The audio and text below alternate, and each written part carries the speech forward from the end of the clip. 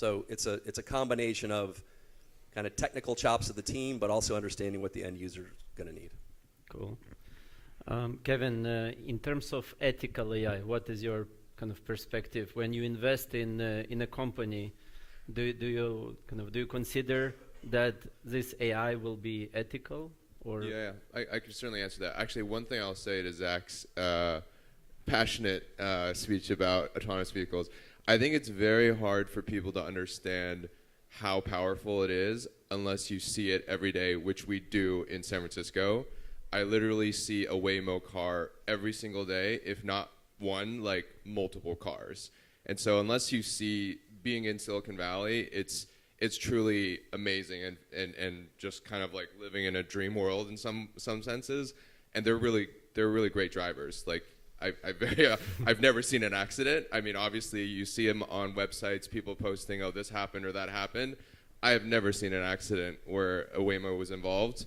And oftentimes they're much better than human drivers when I'm driving or walking across the street. So it's really quite something that you have to experience. The roads in US are quite organized. Like if you drive in Portugal, there are some places where one car can drive and it's two-way street. We have one-way streets in San Francisco too. It's actually, San Francisco is not as, I don't know, maybe Lisbon is probably a little bit more messy, but yeah. San Francisco is also not a very clean and easy place to drive. So I think you have to see it to believe it. I drove 10 years there, so I'm quite familiar.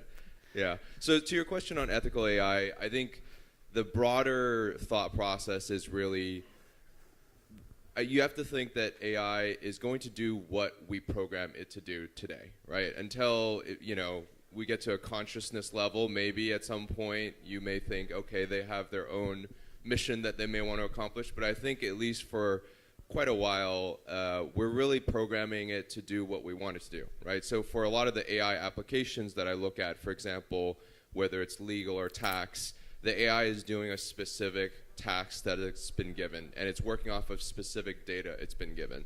And so where you look at that, I don't think there's really openness for it to go outside of its core purpose. I do think what's really important, though, is for us to recognize that people will use AI for nefarious purposes as well. So it's not necessarily self-driven harm to humanity, but rather criminals and other fraudsters using AI to commit fraud or to commit criminal actions. And that's where you really want to be careful. And there are a lot of businesses that are doing things to prevent that, right? New cybersecurity companies, new companies that are catching impersonators who have bank accounts or identity information that it's using to defraud regular everyday consumers. And so I think that's really where we should be focusing our efforts, is on investing in supporting companies and people who are working for those initiatives. Because actually, I think it'll be quite a while, in my opinion, before we reach a point where we actually have to think about AI taking control of its own destiny and actually trying to accomplish its own purposes in perhaps a more futuristic world.